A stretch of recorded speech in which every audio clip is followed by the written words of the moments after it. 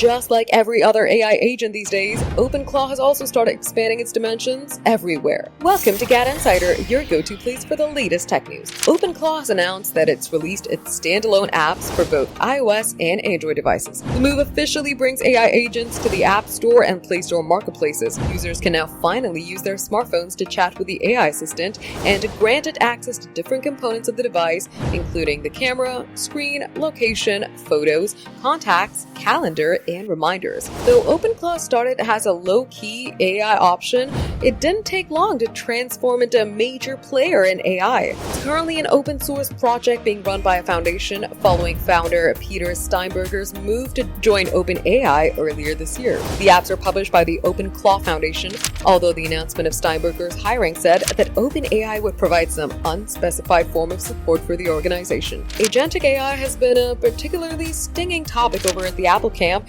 where the official review process is more stringent.